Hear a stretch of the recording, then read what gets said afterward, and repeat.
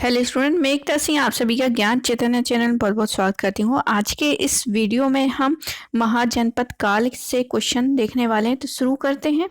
सबसे पहले यहाँ पर क्वेश्चन है कि बौद्ध ग्रंथ में जो 16 जनपदों का उल्लेख है वो कौन से निकाय से संबंधित है। तो इसका आंसर हो जाएगा ए ऑप्शन, अंग्युत्तर निकाय। तो अंग्युत्तर निकाय में ही 16 जनपदों का क्या है, उल्लेख किया गया है। अगला क्वेश्चन देखते हैं।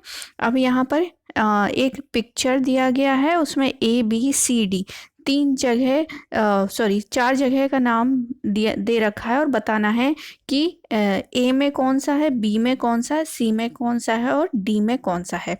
तो ए वाले में जो है वो हो जाएगा, ए वाले में ये राजस्थान वाला है तो मत्स्य हो जाएगा। तो मत्स्य किस में है, दो जगह है, मत्स्य इसमें है और इसमें है। और बी वाला देखते हैं, तो बी वाला जो है वो अवंती है, तो अवंती हो गया। और सी वाला जो है वो वत्स है और सबसे पूर्वोत्तर जो था वो अंग था। तो इस हिसाब से हमारा जो सी ऑप्शन है वो यहाँ पर सही हो जाएगा। अगला क्वेश्चन देखते हैं। ए और बी दिए गए हैं। ए दिया गया है कि विश्व के सभी भागों में ईसवी पूर्व 6ठी शताब्दी एक महान धार्मिक उथल पुथल का काल था। अगला है वैदिक धर्म बहुत जटिल हो चुका था। तो इसमें कौन सा बताना है, दोनों ही यहाँ पर क्या है, ए और आर क्या है, दोनों सही हैं। अगला देखते हैं, तो बी ऑप्शन यहाँ पर सही हो जाएगा। आगे देखते हैं, निम्नलिखित में से कौन सा एक ईसा पूर्व 6ठी शताब्दी में प्रारंभ में भारत का सर्वाधिक शक्तिशाली नगर राज्य हुआ करता था। तो गांधार है, कंबोज है, काशी है, मगध है। तो इसमें से बताना है कौन सा सर्वाधिक जो है शक्तिशाली नगर राज हुआ करता था। तो महाजनपदों में प्रारंभ में ईसा की पूर्व 6ठी शताब्दी में सबसे ज़्यादा जो शक्तिशाली है वो काशी हुआ करता था। काशी जो है शक्तिशाली नगर राज्य था उस समय। अगला क्वेश्चन देखते हैं। भारत के प्राचीन तम प्राप्त सिक्के हैं किसके, तो जो पंचमार्क कॉइन है वो चांदी के हैं, याद रखना चांदी के हैं। तो ये हो जाएगा चांदी, डी ऑप्शन सही है। आगे देखते हैं, गौतम बुद्ध के समय का प्रसिद्ध वैद्य जो है जीवक किसके दरबार से संबंधित है। तो ये जो संबंधित है ये बिंबिसार ने ही क्या है वैद्य जीवक को भेजता है और फिर चंद्र प्रद्योत के यहाँ, और फिर ये यहाँ पर जाकर इसको जो पांडुरंग रोग हो गया था वो इसका क्या करता है, ठीक करता है। तो ये किसके दरबार में से संबंधित थे, तो ये बिंबिसार के दरबार से संबंधित थे। अगला क्वेश्चन देखते हैं। महाजनपदों की राजधानी नीचे दिए गए कूट के माध्यम से सुलिमित करना है। तो यहाँ पर देखते हैं, यहाँ पर बहुत बड़ा क्वेश्चन है। तो सबसे पहले है पांचाल। पांचाल की राजधानी हो जाएगी क्या, अहिछत्र।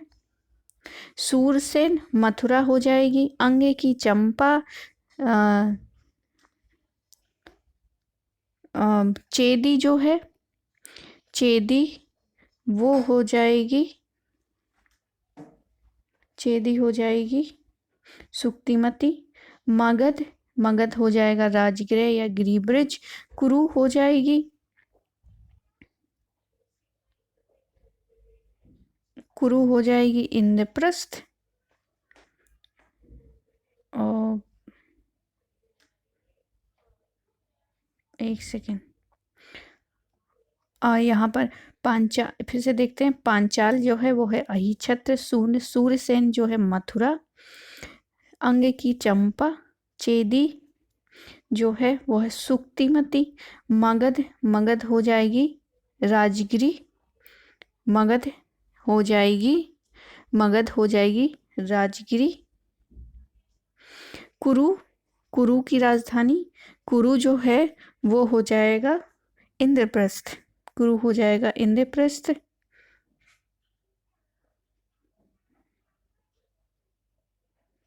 और कौशल जो है, हाँ कौशल, कौशल जो है वो हो जाएगा साकेत।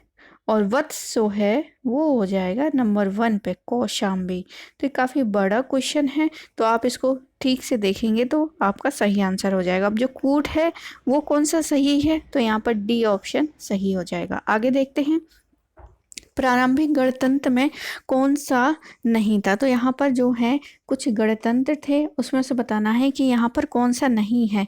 तो योधे जो है वो प्रारंभिक गणतंत्र नहीं था। आगे देखते हैं, गोदावरी नदी के तट पर स्थित महाजनपद कौन सा है। तो गोदावरी नदी तट पर है अशमक, अशमक हमें याद रखना अशमक है, तो सी ऑप्शन सही हो जाएगा। आगे देखते हैं, सूची 1 और 2 से हमें मिलान करना है। तो प्रद्योत हो जाएगा, प्रद्योत जो है वो अवंती के हो जाएंगे राजा, उदयन उदयनवत्स के हो जाएंगे, प्रसेनजित हो जाएंगे कौशल के, और अजातशत्रु जो है वो मगध के। तो यहाँ पर जो सही कूट बनेगा वो हो जाएगा सी ऑप्शन। सी ऑप्शन में यहाँ पर देखिए, यहाँ पर भी 3 है, यहाँ पर भी 3 है। तो ए ऑप्शन हमने देखा था किससे मिला था, हमारा ए ऑप्शन जो है वो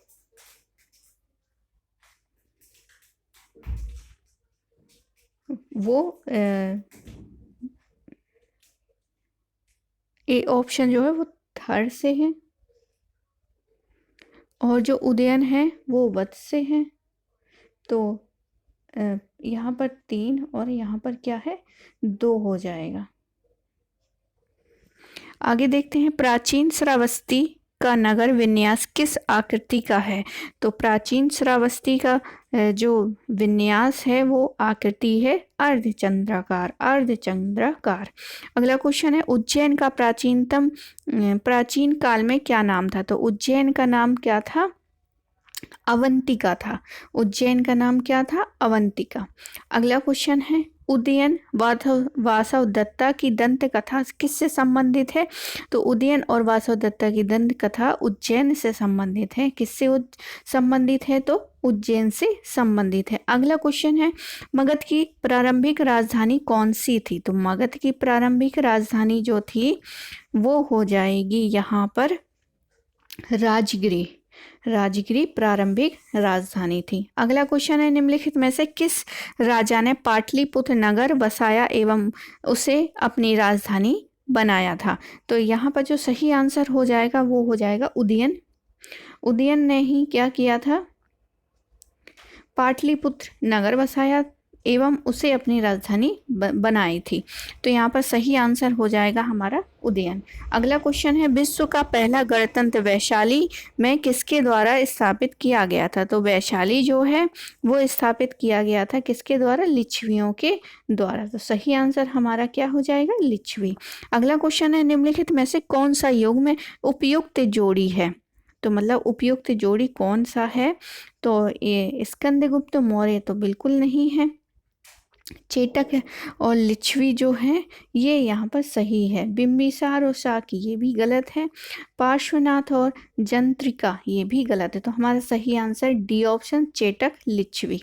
अगला क्वेश्चन है, कालपी नगर किस नदी के तट पर है। तो कालपी नगर जो है वो कालपी नगर हो जाएगा हमारा यमुना नदी के तट पर। तो बी ऑप्शन सही है। आगे देखते हैं, प्रथम मगध साम्राज्य का उत्कर्ष किस शताब्दी में हुआ था। तो ये हुआ था ईसा पूर्व 6ठी शताब्दी, ईसा पूर्व 6ठी शताब्दी, बी ऑप्शन। अगला क्वेश्चन है, निम्नलिखित मगध राजवंशों को काल क्रमानुसार व्यवस्थित करना है। तो यहाँ पर ये कुछ वंश दिए गए हैं, उसको यहाँ पर कालक्रम के अनुसार क्या करना है, हमें सम्मिलित करना है। तो यहाँ पर जो सही आंसर हो जाएगा वो होगा हमारा, सबसे पहले आएगा हर्यक वंश, हर्यक वंश आएगा सबसे पहले, उसके बाद आएगा नंद वंश, फिर उसके बाद आ गया मौर्य वंश, और सबसे लास्ट में है शुंग वंश। तो बी ऑप्शन यहाँ पर सही है। अगला क्वेश्चन, निम्नलिखित में से कौन एक मगध साम्राज्य की राजधानी नहीं है। मगध साम्राज्य की राजधानी नहीं थी, कौशाम्बी नहीं थी, कौशाम्बी। तो बी ऑप्शन सही हो जाएगा। बाकी गिरिव्रज, राजगृह, पाटलिपुत्र ये सारी की सारी मगध साम्राज्य की राजधानी थी। अगला क्वेश्चन देखते हैं, मगध के किस प्रारंभिक शासक ने राज्यारोहण के लिए अपने पिता की हत्या एवं स्वयं इसी कारणवश अपने पुत्र द्वारा मारा गया था। तो इसका सही आंसर जो है वो है अजातशत्रु।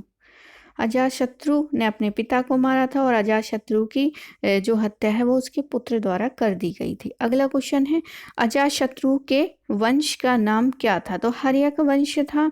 हर्यक वंश था। आगे देखते हैं, मगध का कौन सा सम्राट परशुराम के नाम से जाना जाता है? तो इसका सही आंसर हो जाएगा महापद्मनंद। महापद्मनंद के नाम से जाना जाता है। परशुराम के नाम से जाना जाता है महापद्मनंद। अगला क्वेश्चन है, राजा नंद का उल्लेख करने वाला अभिलेखीय प्रमाण है? तो अभिलेखीय प्रमाण है खारवेल का हाथी गुफा अभिलेख। खारवेल का हाथी गुफा अभिलेख राजा नंद का उल्लेखनीय अभिलेखीय प्रमाण है, खारवेल का हाथी गुफा अभिलेख। तो ये था कुछ महाजनपद काल से संबंधित क्वेश्चन। तो ये टारगेट हिस्ट्री जो है उसी से लिया गया है। तो आई होप आपको ये वीडियो पसंद आया होगा। पसंद आया तो प्लीज़ लाइक करें, शेयर करें, सब्सक्राइब करें। मिलते हैं एक और वीडियो के साथ। पूरा वीडियो देखने के लिए आप सभी का बहुत बहुत धन्यवाद।